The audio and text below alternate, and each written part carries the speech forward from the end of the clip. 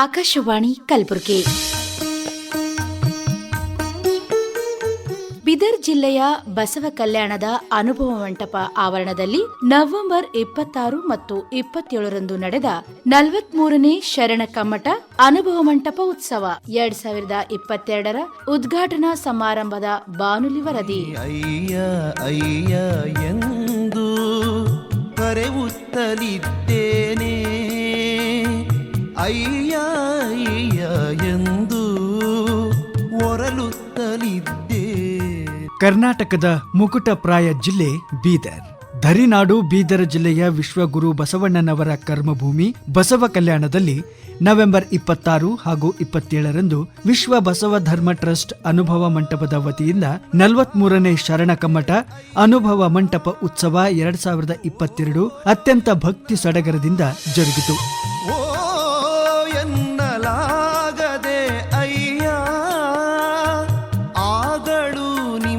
ಕರೆಯುತ್ತಲಿದ್ದೇನೆ, ಆಗಳು ನಿಮ್ಮ ಕರೆಯುತ್ತಲಿದ್ದೇನೆ, ಮೋನವೇ ಕೂಡಲ ಸಂಗಮ ದೇವ. ನವೆಂಬರ್ 26ರಂದು ಬೆಳಿಗ್ಗೆ ಬೀದರ್ ಜಿಲ್ಲಾಧಿಕಾರಿಗಳಾದ ಗೋವಿಂದ ರೆಡ್ಡಿ ಅವರು ಶಟಸ್ಥಲ ಧ್ವಜಾರೋಹಣ ನೆರವೇರಿಸುವುದರ ಮೂಲಕ ಕಮ್ಮಟಕ್ಕೆ ಚಾಲನೆ ನೀಡಲಾಯಿತು. ಧ್ವಜಾರೋಹಣ ಜನವಾಡದ ಅಲ್ಲಮಪ್ರಭು ಆಶ್ರಮದ ಪೂಜ್ಯರಾದ ಶ್ರೀ ಮಲ್ಲಿಕಾರ್ಜುನ ಮಹಾಸ್ವಾಮಿಗಳ ದಿವ್ಯ ಸನ್ನಿಧಾನದಲ್ಲಿ ಜರುಗಿತು. ಡಾಕ್ಟರ್ ಬಿವಿ ಪಟೇಲ್ ವೇದಿಕೆಯಲ್ಲಿ ಕಮ್ಮಟದ ಉದ್ಘಾಟನಾ ಸಮಾರಂಭ ನಡೆಯಿತು.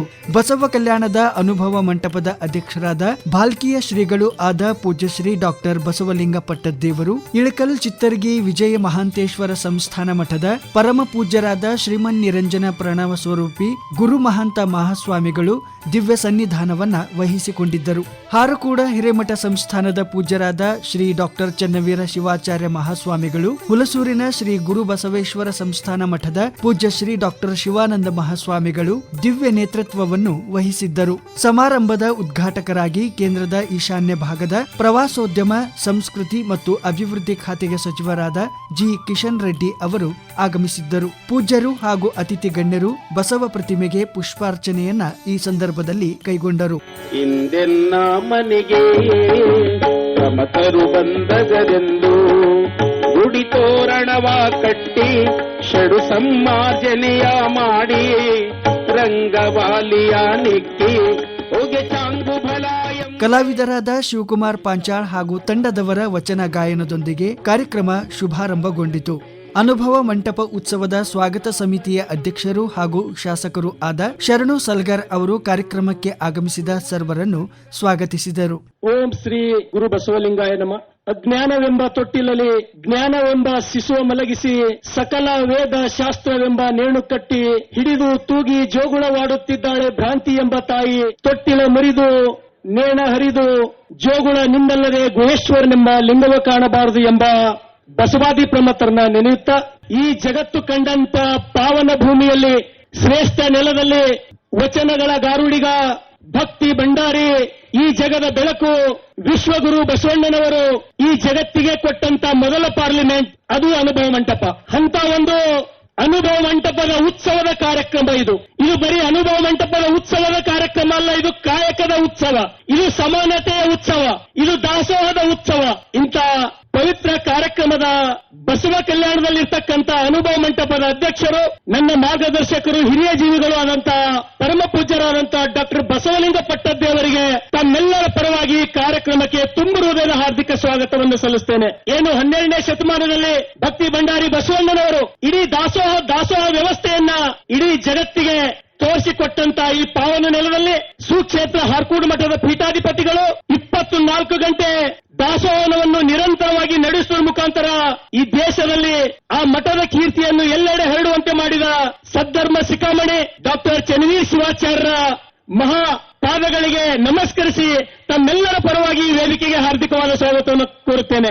ವಿಶ್ವಗುರು ಬಸವಣ್ಣನವರ ಜೀವನದ ಆದರ್ಶಗಳನ್ನ ಸಾವಿರಾರು ಕಿಲೋಮೀಟರ್ ನೇಪಾಳದವರೆಗೆ ವಿಶ್ವಗುರು ಬಸವಣ್ಣನವರ ವಿಚಾರಗಳನ್ನ, ಆದರ್ಶ ಕಲ್ಪನೆಗಳನ್ನ ಮನೆ ಮನೆಗೂ ಮನಮನಕ್ಕೂ ಮುಟ್ಟಿಸಿದಂತ ಹುಣಸೂರಿನ ಡಾಕ್ಟರ್ ಶಿವಾನಂದ ಮಹಾಸ್ವಾಮಿಗಳಿಗೆ ನಮ್ಮ ನೆರೆಯ ರಾಜ್ಯದ ಆತ್ಮೀಯರು, ಹಿರಿಯರು, ಕೇಂದ್ರದ ಪ್ರವಾಸೋದ್ಯಮ ಸಚಿವರು ಆದಂತಹ ಸನ್ಮಾನ್ಯ ಶ್ರೀ ಜಿ ಕೃಷ್ಣಾರೆಡ್ಡಿ ಅವರಿಗೆ ಈ ನೆಲದ ವತಿಯಿಂದ ತಮ್ಮೆಲ್ಲರ ಪರವಾಗಿ ಹಾರ್ದಿಕ ಸ್ವಾಗತವನ್ನು ಕೋರುವುದರ ಮುಖಾಂತರ ಬರ್ತಕ್ಕಂತಹ ದಿನಗಳಲ್ಲಿ ಬಸವ ಕಲ್ಯಾಣವನ್ನ ಈ ಜಗತ್ತಿನ ಬಹುದೊಡ್ಡ ಪ್ರವಾಸಿ ತಾಣವನ್ನಾಗಿ ಮಾಡ್ತೀರಿ ಅಂತಕ್ಕಂಥ ಭರವಸೆಯೊಂದಿಗೆ ವೇದಿಕೆ ಮೇಲಿರ್ತಕ್ಕಂಥ ಎಲ್ಲ ಪರಮ ಪೂಜ್ಯರು ಗಣ್ಯರು ಈ ಕಾರ್ಯಕ್ರಮದಲ್ಲಿ ಭಾಗವಹಿಸಿದ ಎಲ್ಲ ಅಪ್ಪಟ ಬಸವ ಭಕ್ತರಿಗೆ ಈ ನೆಲದ ಶಾಸಕನಾಗಿ ಸೇವಕನಾಗಿ ತುಂಬ ಹೃದಯದ ಸ್ವಾಗತವನ್ನು ಕೋರುತ್ತೇನೆ. ಧನ್ಯವಾದಗಳು.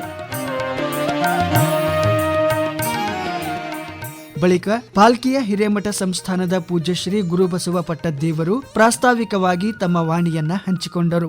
ಓಂ ಶ್ರೀ ಗುರು ಬಸವಲಿಂಗಾಯ ನಮಃ.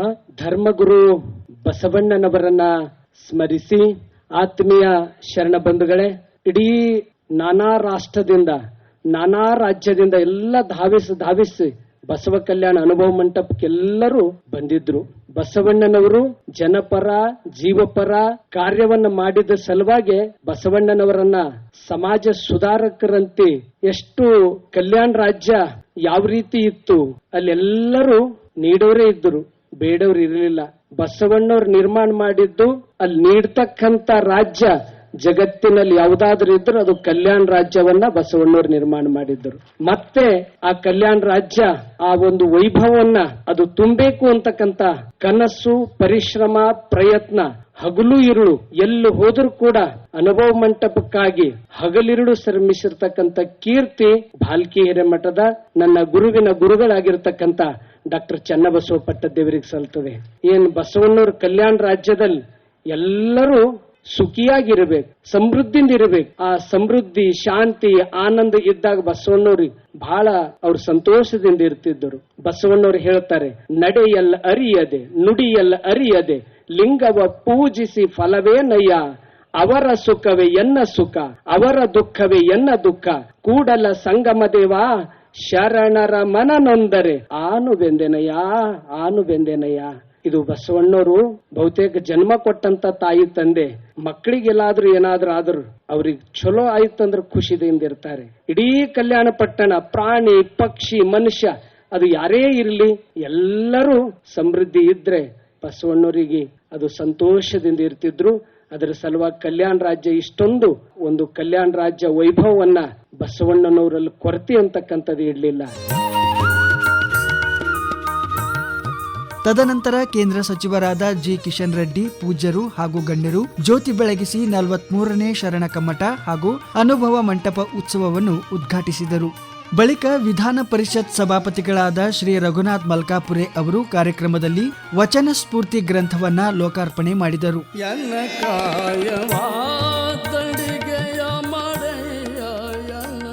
ಆ ನಂತರ ದಿವ್ಯ ಸನ್ನಿಧಾನ ವಹಿಸಿದ್ದ ಬಸವ ಕಲ್ಯಾಣದ ಅನುಭವ ಮಂಟಪದ ಅಧ್ಯಕ್ಷರು ಭಾಲ್ಕಿ ಹಿರೇಮಠ ಸಂಸ್ಥಾನದ ಪರಮ ಪೂಜ್ಯರಾದ ಶ್ರೀ ಡಾಕ್ಟರ್ ಬಸವಲಿಂಗ ಪಟ್ಟದ್ದೇವರು ಆಶೀರ್ವಚನ ನೀಡಿ ಬಸವಣ್ಣನವರ ಕರ್ಮಭೂಮಿಯಾದ ಬಸವ ಕಲ್ಯಾಣ ವಿಶ್ವಕ್ಕೆ ಪ್ರಜಾಪ್ರಭುತ್ವದ ಸಮಾನತೆಯ ಸಂಸತ್ತಿನ ಪರಿಕಲ್ಪನೆ ನೀಡಿದ ಪಾವನ ಕ್ಷೇತ್ರ. ಈಗ ಮತ್ತೊಮ್ಮೆ ಜಗತ್ತು ಬಸವ ಕಲ್ಯಾಣದತ್ತ ನೋಡುವಂತಾಗಲಿ ಎಂದು ಆಶಿಸಿದರು. ಓಂ ಶ್ರೀ ಗುರು ಬಸವಲಿಂಗಾಯ ನಮಃ. ಧರ್ಮಗುರು ಬಸವ ತಂದೆಯ ಪಾದಕ್ಕೆ ವಂದಿಸಿ ಅನುಭವ ಮಂಟಪವನ್ನ ಜನಮಾನಸದಲ್ಲಿ ಮತ್ತೆ ಪ್ರಜ್ಞೆ ಹುಟ್ಟಿಸಬೇಕು ಅನ್ನುವಂತ ಹಂಬಲದಿಂದ 25 ವರ್ಷ ಅಖಂಡವಾಗಿ ಇಲ್ಲಿ ಉಳಿದು ಅನುಭವ ಮಂಟಪ ಕಟ್ಟಿ ಎಲ್ಲರ ಹೃದಯದಲ್ಲಿ ಅನುಭವ ಮಂಟಪದ ತತ್ವದ ಬೀಜವನ್ನ ಬಿತ್ತಿರುವಂತಹ ಪೂಜ್ಯ ಚನ್ನಬಸವ ಪಟ್ಟದ್ದೇವರನ್ನ ಸ್ಮರಿಸಿಕೊಂಡು ಕರ್ನಾಟಕಕ್ಕೂ ತೆಲಂಗಾಣಕ್ಕೂ ಒಂದು ಆತ್ಮೀಯ ಸಂಬಂಧ. ಮೊಟ್ಟ ಮೊದಲು तेलंगाना और कर्नाटक को बहुत संबंध है. कारण क्या है? प्रथम बसवेश्वर के बारे में चरित्र पुराण लिखने वाले कन्नड़ कवि नहीं है, तेलंगाना का कवि पालकर के सोमनाथ. वो लिखने के बाद उसका अनुवाद हमारे कन्नड़ के कवि भीम कवि बोलकर बसव पुराण वो अनुवाद किया है. आज जो हमारे प्रजाप्रभुत्व सामाजिक धार्मिक आर्थिक सभी शैक्षणिक सभी लोगों में समानता लाने के लिए जो कोशिश कर रहा है, जब बिज्जड़ राजा रहते हुए भी आनी बिज्जड़ गंजुवने बोलते हैं उन्होंने, आनी बिज्जड़ गंजुवने बोले तो महात्मा बसवेश्वर बिज्जड़ महाराज को हम डरते नहीं है, हम लोक कल्याण के लिए जो धर्म रहता है वो दया ही धर्म है, दया ही धर्म है। सभी लोगों के ऊपर, सभी शतमान में अंधकार में था, उनको समानता स्थान देकर प्रप्रथम समानता लाया हुआ है वो महात्मा बसवेश्वर, जो अनुभव मंटप के लिए है। ರಘುನಾಥ್ ಮಲ್ಕಾಪುರಿಯವರು ಬಹಳ ಬಸವಣ್ಣವ್ರ ಬಗ್ಗೆ ಏನೇ ಕೆಲಸ ನಾವು ಫೋನಿನ ಮೇಲೆ ಹೇಳಿದ್ರೆ ತಕ್ಷಣ ಸ್ಪಂದಿಸುವಂತ ವ್ಯಕ್ತಿ ನಮ್ಮ ರಘುನಾಥ್ ಮಲ್ಕಾಪುರಿಯವರು. ನಾವು ಬಸವ ಜಯಂತಿ ದಿನ ಮೀಟಿಂಗ್ ಮಾಡಿದೆವು, ಅವ್ರಿದ್ರು ಮಲ್ಕಾಪುರಿಯವರು. ಅವ್ರು ಹೇಳಿದ್ರು, ಇಲ್ಲೆಲ್ಲರೂ ಕುಂತೀರಿ, ಒಬ್ಬರ ಒಂದು ಬಸವಣ್ಣವ್ರ ವಚನ ಪುಸ್ತಕ ಪ್ರಿಂಟ್ ಮಾಡಿ ಮನೆ ಮನೆಗೆ ಹಂಚಿರಿ ನೀವು ಅಂತ ಪ್ರಶ್ನೆ ಮಾಡಿದ್ರು. ಅದು ನನ್ನ ಒಳಗೆ ನಾಟ್ತು. ನಾನು ಅದ್ರ ನಂತರ ಕೊರೋನಾ ಬಂತು. ಕೊರೋನಾ ಮುಗಿದ ಕೂಡಲೇ ನಾನು ಹೋದ ಬಸವ ಜಯಂತಿಗೆ ಅಳಕಟ್ಟಿಯವರು ಸಂಪಾದನೆ ಮಾಡಿರುವಂತ ಶಟಸ್ಥಲ ವಚನಗಳ ಪುಸ್ತಕವನ್ನ ಪ್ರಿಂಟ್ ಮಾಡಿ ಎಲ್ಲಾ ಮನೆಗಳಿಗೆ ಹಂಚಿವಿ ಅಂತ ಹೇಳಿಕೆ ನಿಮ್ ಮಾತು ನಾವು ಕಂಪ್ಲೀಟ್ ಮಾಡಿದೆವು ಅಂತ ಹೇಳಿಕೆ ಇಚ್ಛಾ ಪಡ್ತಾ ಇದೀನಿ. ನನಗ್ ಬಂದಿರಂತ ಬಸವ ಪುರಸ್ಕಾರ 10 ಲಕ್ಷ, ಮತ್ತ ಮೊನ್ನೆ ಗದಗಿನ ಮಠದಲ್ಲಿ ಬಂದಿರತಕ್ಕಂತ 5 ಲಕ್ಷ, ಎಲ್ಲಾ ಸೇರಿ ಒಂದು 25 ಲಕ್ಷ ರೂಪಾಯಿ FD ಇಟ್ಟು ಅನುಭವ ಮಂಟಪಕ್ಕೆ ಕೊಟ್ಟು, FD ಇಟ್ಟು ವರ್ಷ ಒಂದು ಪುಸ್ತಕ ಅದನ್ನ ದಾಸೋಹ ಮಾಡಬೇಕು ಅಂತ ಅದನ್ನ ಒಂದು ನಿಯಮ ಮಾಡಿವಿ ಅಂತ ಹೇಳ್ತಾ ಇದ್ದೀನಿ ಈ ಸಂದರ್ಭದಲ್ಲಿ.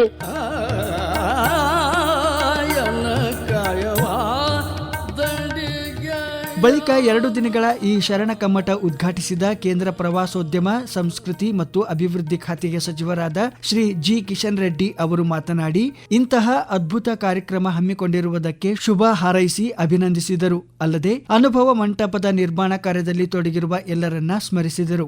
ಭಾರತ ಸರ್ಕಾರದ ವತಿಯಿಂದ ಬಸವ ಜಯಂತಿ, ಬಸವ ತತ್ವ ಪ್ರಚಾರಕ್ಕೆ ಜವಾಬ್ದಾರಿಯುತವಾಗಿ ಪ್ರಯತ್ನ ಮಾಡುವುದಾಗಿ ಸಚಿವರು ನುಡಿದರು. ಎಲ್ಲರಿಗೂ ನಮಸ್ಕಾರ, ಸೊಕ್ಕು ನಮಸ್ಕಾರ. ಓಂ ಶ್ರೀ ಗುರು ಬಸವಲಿಂಗಾಯ ನಮಃ. ವಿಶ್ವಗುರು ಬಸವಣ್ಣನವರ ಸಮಸ್ತ ಶರಣು ಮಂದು ಗಲಿಗೆ ನನ್ನ ಶರಣಾರ್ಥಿ. ವಿಶ್ವದ ಮೊದಲ ಸಂಸದು ಎಂದು ಜಗತ್ತು ಪ್ರಸಿದ್ಧ ವಾಚ ಮತ್ತು ಕಾಯಕ ಯೋಗಿ ಬಸವಣ್ಣ ಈ ಪುಣ್ಯ ಸ್ಥಳಕ್ಕೆ ಆಗಮಿಸಿ ಅನುಭವ ಮಂಟಪ ಉತ್ಸವದಲ್ಲಿ ಪಾಲ್ಗೊಳ್ಳುತ್ತಿರುವೆ ನನಗೆ ತುಂಬಾ ಸಂತೋಷವಾಗಿದೆ. The rich will make temples for Shiva, what shall I A poor man do?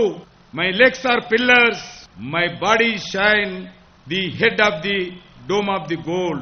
आज नया अनुभव मंटप के कार्यक्रम पर आप सबको मैं भारत सरकार के ओर से बहुत बहुत बधाई देता हूं. सबसे पहले उन कारीगरों को अभिनंदन करता हूं और धन्यवाद भी देता हूं जिनके श्रम और परिश्रम मदद से यह मंटप काम शुरू हो गया. यह मेरा परम सौभाग्य है कि आज मुझे इस पवित्र स्थान पर आने का मौका मिला है. यहाँ 12वीं शताब्दी में बसवेश्वर द्वारा स्थापित अनुभव मंटप है, जिसे विश्व की पहली संसद के रूप में हम सब जानते हैं. उस जमाने में, बसवेश्वर जी के जमाने में, अनुभव मंटप में विभिन्न दार्शनिकों और समाज सुधारकों द्वारा चर्चा होता था. आज भी वही भारतीय लोकतंत्र की सबसे बड़े खूबसूरत है. उसका स्फूर्ति बसवेश्वर जी का स्थापित अनुभव मंटप से आज भारत को मिला है.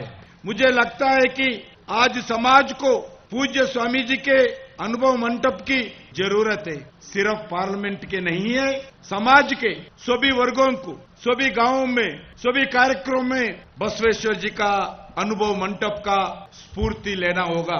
क्योंकि आज अनेक समस्याओं का संवाद, चर्चा और वाद विवाद के माध्यम से सुलझाया जा सकता है.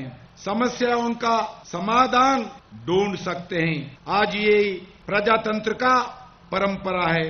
भारत के जीवन के कल्चर में भी यही परंपरा है.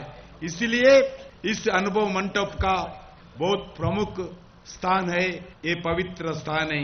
आप सब जानते हैं कि पूज्य स्वामी गुरु बसवेश्वर जी ने लिंगायत संप्रदाय का स्थापना किए थे.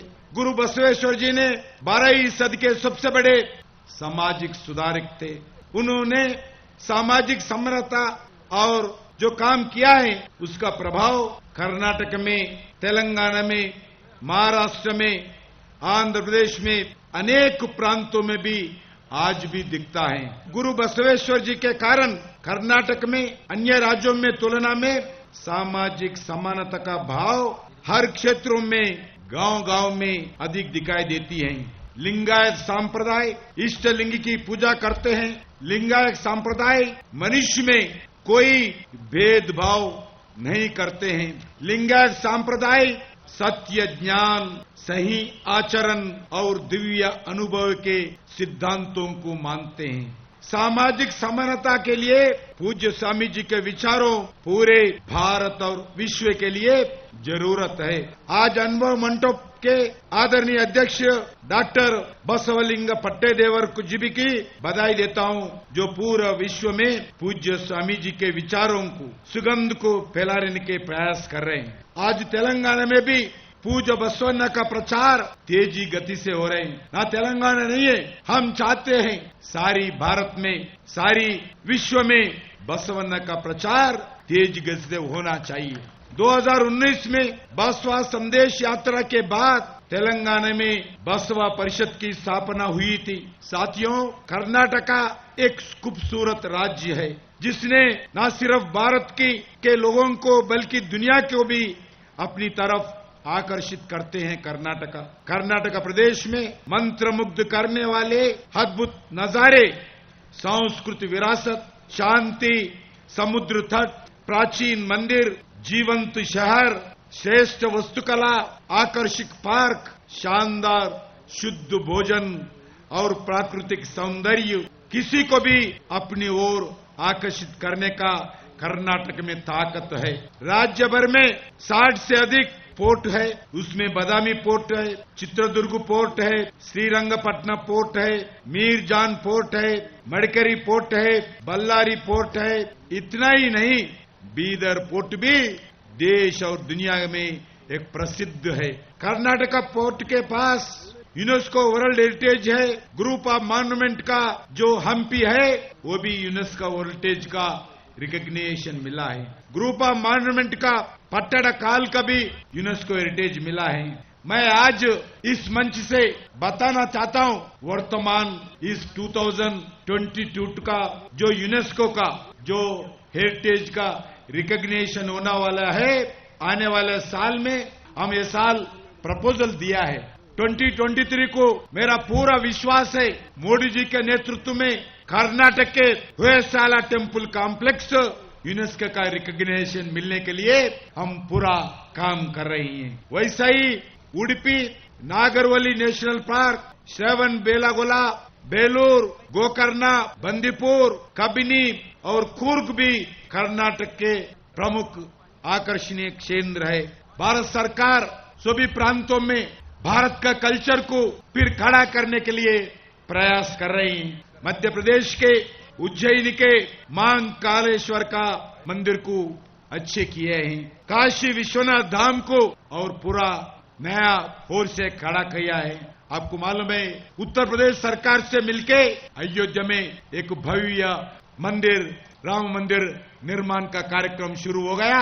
वैसा ही विद्यावासिनी कॉरिडोर, मथुरा कृष्णा जन्मभूमि कॉरिडोर, केदारनाथ देवाल टेम्पल, बद्रीनाथ टेम्पल, वैसा अलग अलग टेम्पल्स का अच्छे खड़ा करने के लिए प्रयास कर रही है। तेलंगाना में श्रीशैलम, वरंगल के रामपद रुद्रेश्वर मंदिर और उत्तर प्रदेश में बुद्ध भगवान का टेम्पल, डॉक्टर बाबा साहब अम्बेडकर का पंचतीर्थ, सिख समाज का, जैन समाज का, बुद्ध समाज का अनेक प्रमुख मंदिरों को हम अच्छे प्रमुख बनाने के लिए भारत सरकार प्रयास कर रही है। मैं चाहता हूं हमारा प्रयास रहना चाहिए, हम इसके अच्छे अनुभव के हो सकते हैं। दुनिया से आने वाले लोगों को जो आज भारत का विरासत हम दिखाना चाहिए। वैसे ही मैं चाहता हूं कालाबेड़ा कोलाबेड़ा हुसिया नुडियलु बेड़ा, ये पूज्य बसवेश्वर जी का प्रख्यात वचन है। भगवान को प्रसन्न करने के लिए,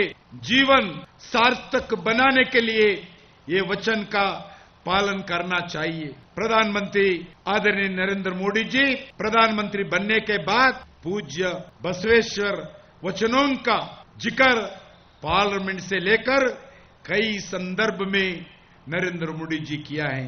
लंदन में थेम्स नदी के तट पर बसवेश्वर जी का विग्रह का अनावरण नरेंद्र मोदी जी ने किया है। मोदी जी ने अप्रैल 2017 में वचन साहित्य का 23 भाषा में पुस्तकों का आविष्कार किया है। वित्त मंत्री श्रीमती निर्मला सीतारमण जी जीएसटी के मीटिंग में बसवेश्वर जी का आर्थिक नीतियों को उल्लेख किया है। ऐसे कई संदर्भ में माननीय प्रधानमंत्री नरेंद्र मोदी जी के नेतृत्व में भारत सरकार ने बसवेश्वर जी का स्तुति कर रही है और उन महानुभावों का स्फूर्ति से, बसवेश्वर जी का आशीर्वाद से देश का विकास, जनता का सेवा नरेंद्र मोदी जी का सरकार कर रही है। बसवेश्वर जी का विरासत का परंपरा और उनका संदेश हम सब एकत्रित होकर आने वाले पीढ़ी को लिए बचाना चाहिए। उस संदेश को हम सब भी जिम्मेदारी से निभाना चाहिए। इसके लिए भारत सरकार पूरा सहयोग देंगे। बसव जयंती का अक्षय तृतीया पर भारत सरकार एक कार्यक्रम करने के लिए मैं इस विषय आदरणीय प्रधानमंत्री नरेंद्र मोदी जी के दृष्टि पे ले जाकर जरूर भारत सरकार के द्वारा आने वाले मई में अक्षय तृतीया संदर्भ में बसवेश्वर जयंती का भारत सरकार के द्वारा करने के लिए जरूर मैं प्रयास करूंगा, जरूर करूंगे। वैसे ही इस मानव मंडप को सारी देश में, सारी दुनिया में प्रचार करने का, सभी लोगों के सामने ले जाने के लिए भारत सरकार के द्वारा, टूरिज्म डिपार्टमेंट के द्वारा, कल्चर डिपार्टमेंट के द्वारा हम जरूर आने वाले दिन में इसका प्रचार करने का जिम्मेदारी नरेंद्र मोदी जी सरकार लेते हैं। मैं आपसे यही अनुरोध करना चाहता हूं। कर्नाटक में आज हम देखते हैं कर्नाटक जनता बहुत कल्चर के आचरण करते हैं, भारत का संस्कृति का आचरण करते हैं, भारत का जीवन का विधान को आचरण करते हैं। अगर भारत में कोई प्रांत ऐसा है भारत संस्कृति का, भारत कल्चर का, भारत का विरासत का पूरा आचरण करते हैं, वो कर्नाटक धरती है। इसलिए कर्नाटक संगीत हो, कर्नाटक साहित्य हो, कर्नाटक कल्चर हो, कर्नाटक म्यूजिक हो, जो भी हो, वो कर्नाटक देश का आदर्श बनकर आगे जा सकते हैं। बसवेश्वर जी का जो आदर्श था, जो संदेश था, वो संदेश के आधारित हम आगे जा रही हैं। बसवेश्वर जी का आदर्श सिर्फ अभी नहीं है, आने वाले 100 ईयर्स हो, 1000 ईयर्स हो, ये आदर्श को आने वाले पीढ़ी को ले जाने का जिम्मेदारी हम सब लेना चाहिए। इसके आधार पर बताना चाहता हूं, स्वामी बसवेश्वर महाराज की, जगत ज्योति बसवेश्वर ಅವರಿಗೆ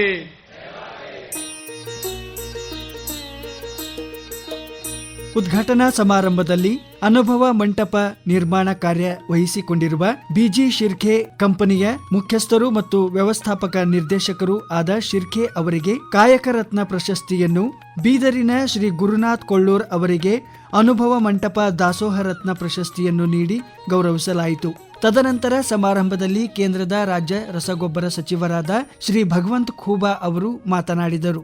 ಬಂಧುಗಳೇ, ಬಸವೇಶ್ವರ ವಚನಗಳು ಎಷ್ಟೆಷ್ಟು ಪ್ರಚಾರ ಪ್ರಸಾರ ಜೀವನದಲ್ಲಿ ಅಳವಡಿಸಿಕೊಂಡಿವೆ, ಅಷ್ಟು ಸಮಾಜದಲ್ಲಿ, ಜಗತ್ತಿನಲ್ಲಿ ಸಮಾನತೆ, ಜಾತಿರಹಿತ ಸಮಾಜ ನಿರ್ಮಾಣ ಆಗಲಿಕ್ಕೆ ಸಾಧ್ಯವಾಗ್ತದೆ ಮತ್ತು ವಿಶ್ವದಲ್ಲಿ ಶಾಂತಿ ನೆಲೆಸಲಿಕ್ಕೆ ಸಾಧ್ಯವಾಗ್ತದೆ ಅನ್ನುವಂಥದ್ರಲ್ಲಿ ಎರಡು ಮಾತಿಲ್ಲ ಬಂಧುಗಳು.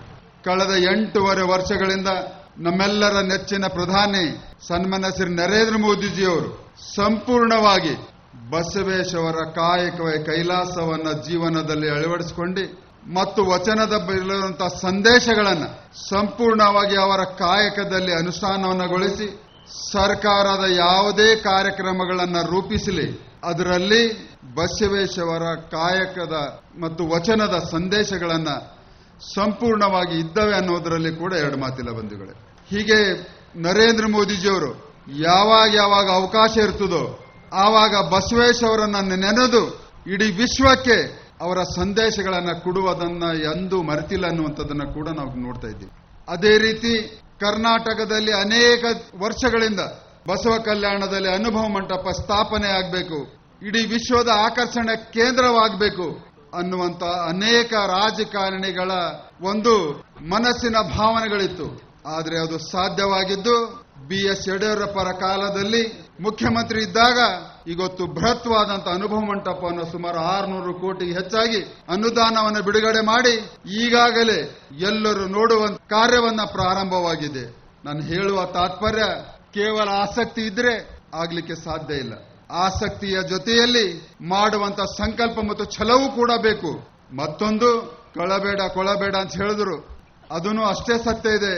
ಸಮಾಜದಲ್ಲಿ ಪರಿವರ್ತನೆ ಆಗಬೇಕು, ನಮ್ಮ ಜೀವನದಲ್ಲಿ ಬದಲಾವಣೆ ಆಗಬೇಕಾದ್ರೆ ಕೇವಲ ನಾಲ್ಗೆಯ ಮಾತಿನಿಂದ ಸಾಧ್ಯ ಇಲ್ಲ. ಅದು ಹೃದಯದಿಂದ ಮನಸ್ಸಿನಿಂದ ಬಂದಂತ ಮಾತುಗಳಿಂದ ಮಾತ್ರ ಸಾಧ್ಯವಾಗ್ತಿದೆ ಅನ್ನುವಂಥದ್ದನ್ನ ನಾವು ವಚನ ಸಾಹಿತ್ಯದಲ್ಲಿ ನೋಡ್ತೀವಿ. ಆ ವಚನ ಸಾಹಿತ್ಯ ಕೇವಲ ಕಂಠ ಮಾಡಿ ನಾವು ಜನರಿಗೆ ಹೇಳಿದ್ರೆ ಸಾಧ್ಯ ಇಲ್ಲ. ಕಂಠ ಮಾಡಿದ್ದನ್ನ ಅರ್ಥ ಮಾಡ್ಕೊಂಡು ಜೀವನದಲ್ಲಿ ಅಳವಡಿಸ್ಕೊಂಡು ನಮ್ಮ ಜೀವನವೇ ನಮ್ಮ ಸಂದೇಶ ಅನ್ನುವಂಥ ಬದುಕಿದ್ದಾಗ ಮಾತ್ರ ಸಮಾಜವನ್ನ ಪರಿವರ್ತನೆ ಮಾಡಲಿಕ್ಕೆ ಸಾಧ್ಯವಾಗ್ತದೆ, ನಮ್ಮ ಜೀವನದಲ್ಲಿ ಬದಲಾವಣೆ ತರಲಿಕ್ಕೆ ಸಾಧ್ಯವಾಗ್ತದೆ. ಹೀಗಾಗಿ ಪ್ರತಿ ವರ್ಷ ಅನುಭವ ಮಂಟಪೋತ್ಸವನ್ನ ಈ ನಡೀತಾ ಇರುವಂತಹ ಸಂದರ್ಭದಲ್ಲಿ ನಾವು ಕೂಡ ಇಲ್ಲಿನ ಎಲ್ಲ ವಿಚಾರಗಳನ್ನ ಸದ್ವಿಚಾರಗಳನ್ನ ನಮ್ಮ ಜೀವನದಲ್ಲಿ ಅಳವಡಿಸಿಕೊಳ್ಳೋಣ ಅನ್ನುವಂಥದ್ದನ್ನ ಹೇಳಿ, ಕಳೆದ 9 ವರ್ಷಗಳಿಂದ ಪೂಜ್ಯರು ಈ ಅನುಭವ ಮಂಟಪಕ್ಕೆ ಅಧ್ಯಕ್ಷರಾಗಿ ಅವರ ಅಧ್ಯಕ್ಷತೆಯಲ್ಲಿ ಅನುಭವ ಮಂಟಪ ಉತ್ಸವನ ಆಚರಣೆಯನ್ನು ಮಾಡಿದ್ದೀವಿ. ಬಸವಲಿಂಗ ಪಟ್ಟದೇವರ 9ನೇ ವರ್ಷದ ಇದು ಅನುಭವ ಮಂಟಪೋತ್ಸವ ಅವರ ಅಧ್ಯಕ್ಷತೆಯಲ್ಲಿ ನಿಮ್ಮೆಲ್ಲರನ್ನ ನಾನು ಆಭಾರಿಯಾಗಿದ್ದೀನಿ ಮತ್ತು ನಿಮ್ಮೆಲ್ಲರನ್ನ ಅಭಿನಂದಿಸ್ತೀನಿ, ಧನ್ಯವಾದ ಹೇಳ್ತೀನಿ. ಪೃಥ್ವಿಯಂತಹ ಭಕ್ತ ಉದಕದಂತಹ ಮಾಹೇಶ್ವರ. ಉದ್ಘಾಟನಾ ಸಮಾರಂಭದಲ್ಲಿ ಜನವಾಡದ ಮಲ್ಲಿಕಾರ್ಜುನ ಶ್ರೀಗಳು, ಈಶ್ವರಾನಂದ ಮಹಾಸ್ವಾಮಿಗಳು, ಮಾಜಿ ಸಚಿವರಾದ ಬಸವ ಕಲ್ಯಾಣದ ಶ್ರೀ ಬಸವರಾಜ್ ಪಾಟೀಲ್ ಅಟ್ಟೂರ್, ಮರಾಠ ನಿಗಮ ಮಂಡಳಿಯ ಅಧ್ಯಕ್ಷರಾದ ಮಾರುತಿರಾವ್ ಮುಳೆ, ಉತ್ಸವದ ಸ್ವಾಗತ ಸಮಿತಿಯ ಕಾರ್ಯಾಧ್ಯಕ್ಷರಾದ ಆನಂದ ದೇವಪ್ಪ ಮುಚಳಂಬ, ವಿಧಾನ ಪರಿಷತ್ತಿನ ಸದಸ್ಯರಾದ ಶಶಿಲ್ ಜಿ ನಮೋಶಿ, ಕರ್ನಾಟಕ ಜಾನಪದ ಪರಿಷತ್ತಿನ ಬೀದರ್ ಜಿಲ್ಲಾ ಅಧ್ಯಕ್ಷರಾದ ಡಾಕ್ಟರ್ ಜಗನ್ನಾಥ್ ಹೆಬ್ಬಾಳೆ, ಬೀದರ್ ಜಿಲ್ಲಾ ಕನ್ನಡ ಸಾಹಿತ್ಯ ಪರಿಷತ್ತಿನ ಅಧ್ಯಕ್ಷರಾದ ಸುರೇಶ್ ಚೆನ್ನಶೆಟ್ಟಿ, ಮೈಸೂರಿನ ಚಾಮುಂಡೇಶ್ವರಿ ವಿದ್ಯುತ್ ಸರಬರಾಜು ನಿಗಮದ ವ್ಯವಸ್ಥಾಪಕ ನಿರ್ದೇಶಕರಾದ ಜಯ ವಿಭವ ಸ್ವಾಮಿ, ಕೆಎಸ್ಐಐಡಿಸಿಯ ಅಧ್ಯಕ್ಷರಾದ ಡಾಕ್ಟರ್ ಶೈಲೇಂದ್ರ ಬೆಲ್ದಾಳೆ, ಬೀದರ ನಗರಾಭಿವೃದ್ಧಿ ಪ್ರಾಧಿಕಾರದ ಅಧ್ಯಕ್ಷರಾದ ಬಾಬು ವಾಲಿ, ಪದ್ಮಾಕರ್ ಪಾಟೀಲ್, ಎಸ್ಪಿ ದುರ್ಗೆ, ಸಿದ್ದು ಪಾಟೀಲ್, ಸಂಗಪ್ಪ ಜನವಾಡ, ಗುಂಡು ರೆಡ್ಡಿ, ಅನಿಲ್ ಕುಮಾರ್, ಶಿವರಾಮ್, ಶಶಿಕಾಂತ್ ಸೇರಿದಂತೆ ಅನೇಕ ಗಣ್ಯರು, ಬಸವ ತತ್ವ ಪರಿಪಾಲಕರು, ಗುರು ಹಿರಿಯರು ಪಾಲ್ಗೊಂಡಿದ್ದರು. ಬೀದರ್ ಜಿಲ್ಲೆಯ ಬಸವ ಕಲ್ಯಾಣದ ಅನುಭವ ಮಂಟಪ ಆವರಣದಲ್ಲಿ ನವೆಂಬರ್ 26 ಮತ್ತು 27ರಂದು ನಡೆದ 43ನೇ ಶರಣ ಕಮ್ಮಟ ಅನುಭವ ಮಂಟಪ ಉತ್ಸವ 2022ರ ಉದ್ಘಾಟನಾ ಸಮಾರಂಭದ ಬಾನುಲಿ ವರದಿ ಕೇಳಿದಿರಿ. ಪ್ರಸ್ತುತಿ ಅನಿಲ್ ಕುಮಾರ್ ಎಚ್ಎನ್, ಸಂಕಲನ ಲಕ್ಷ್ಮೀಕಾಂತ್ ಪಾಟೀಲ್, ತಾಂತ್ರಿಕ ನೆರವು ಮೊಹಮ್ಮದ್ ಅಬ್ದುಲ್ ರೌಫ್, ನೆರವು ಶಿವಪುತ್ರಪ್ಪ ಹಾಗೂ ಶೇಷಗಿರಿ. ಅವಳ ವಚನ ಬೆಲ್ಲದಂತೆ ಅವಳ ವಚನ